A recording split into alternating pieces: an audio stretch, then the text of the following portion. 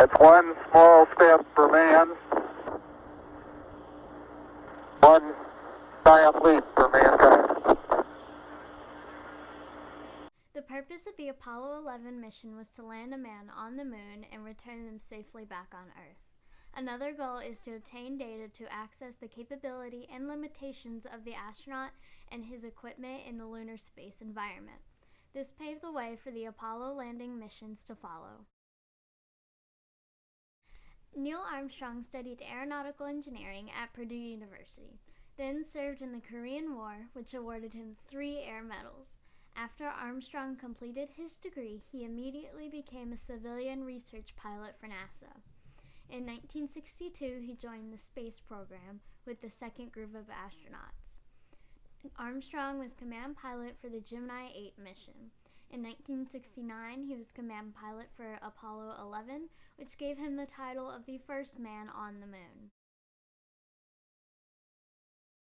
Buzz Aldrin graduated from West Point Military Academy in 1951, then entered the Air Force as a fighter pilot. He flew 66 combat missions and was decorated with the Distinguished Flying Cross for his outstanding service. Aldrin made 3 spacewalks as the pilot of Gemini 12 in 1966. He was the lunar module pilot on Apollo 11 in 1969. Aldrin was the second man to walk on the moon right after Neil Armstrong.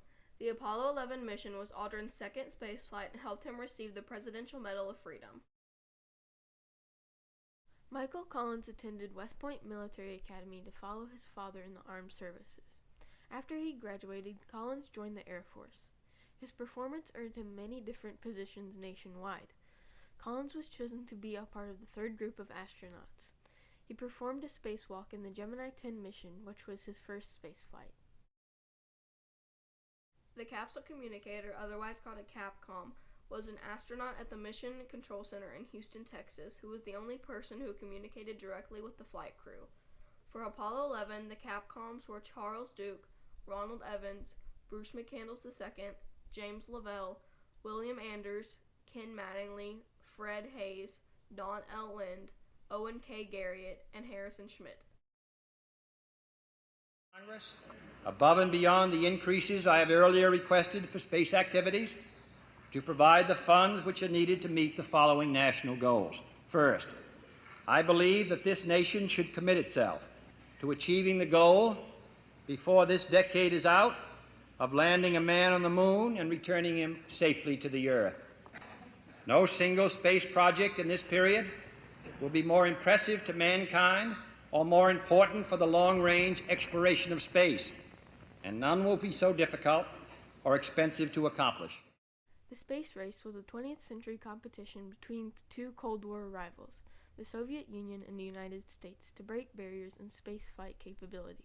President Kennedy felt great pressure to have the United States catch up to and overtake the Soviet Union in the space race. 4 years after the Sputnik shock of 1957, cosmonaut Yuri Gagarin became the first human in space on April 12, 1961, greatly embarrassing the U.S. Kennedy felt that the U.S. and its citizens were eager to send an American to the moon. The Apollo program is also known as Project Apollo. This program has succeeded the first humans on the moon. It was the third spaceflight in the United States. It was carried out by the National Aeronautics and Space Administration, otherwise known as NASA.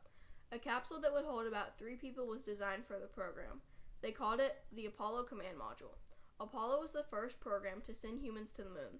They had 6 spacecrafts that carried 12 astronauts who landed on the moon from 1969 to 1972. The Apollo 11 mission was the 11th in a series of flights using Apollo flight hardware and was the first lunar landing of the Apollo program. It was also the 5th manned flight of the Command and Service modules and the 3rd flight of the lunar module. Apollo 11 launched from Kennedy Space Center on July 1, 1969, carrying Neil Armstrong, Michael Collins, and Buzz Aldrin. The Apollo 11 mission had 3 spacecrafts: the Command Module, also called Columbia, a Service Module, and the Lunar Module, also called the Eagle. Armstrong and Aldrin descended to the moon from the Eagle while Collins remained in Columbia. Columbia's interior is around the size of a roomy automobile and is where the astronauts worked and lived during the mission. It was designed based on the experience with the similarly shaped modules from Mercury and Gemini. The service module stored oxygen, water, and electric power for the command module. It also stored the rocket engine that put the spacecraft into its lunar orbit and later boosted it back to Earth. The lunar module was used for the descent to the moon and was used as a base while the astronauts were on the moon.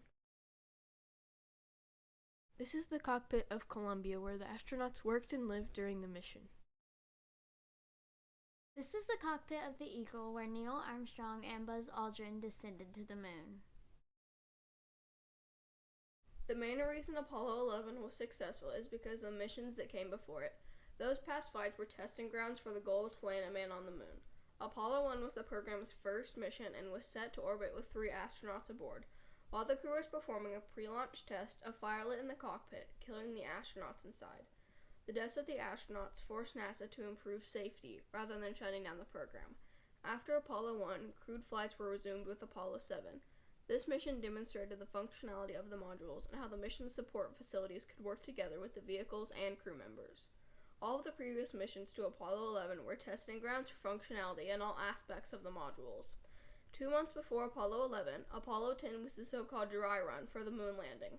The Apollo 10 astronauts performed all of the operations that would be scheduled for Apollo 11, except for the actual moon landing. This ensured that the Apollo 11 mission would run smoothly.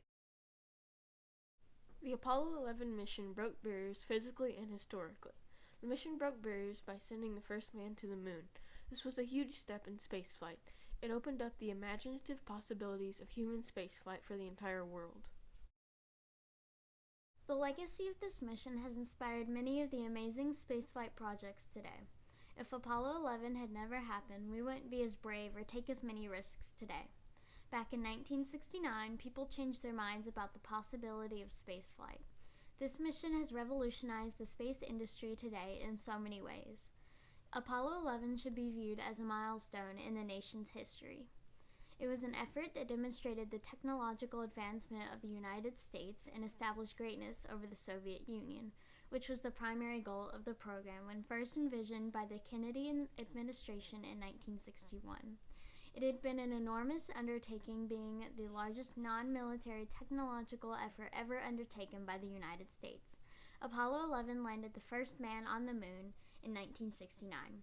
By the time of Apollo 17, which was in 1972, 12 men walked the surface of the moon, and several others had participated in orbital and fly-around missions. The Apollo 11 space vehicle was 360 feet tall and was launched from Pad A, Launch Complex 39 at Kennedy Space Center. It launched on July 16, 1969 at 9:32 a.m. Eastern Standard Time. It landed on the moon on July 20, 1969 at 3:17 p.m. Eastern Standard Time. The spacecraft splashed down on Earth on July 24, 1969 at 11:50 a.m. Eastern Standard Time.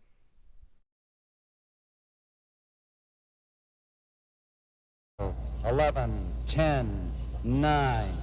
Ignition sequence starts. 6, 5, 4, 3, 2, 1, 0.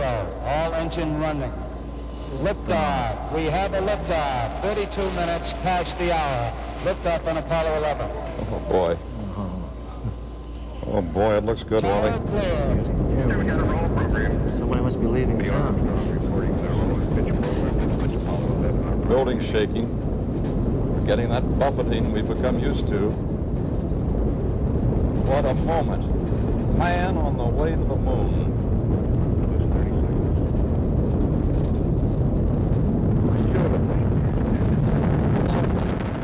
Chris Kraft once said, when Kennedy asked us to do that in 1961, it was impossible. We made it possible. We, the United States, made it possible. On September 12, 1962, John F. Kennedy said, "We chose to go to the moon in this decade and do the other things, not because they are easy, but because they are hard." In a phone call to Neil Armstrong, former President Richard Nixon said, "For one priceless moment in the whole history of man, all the people on this earth are truly one."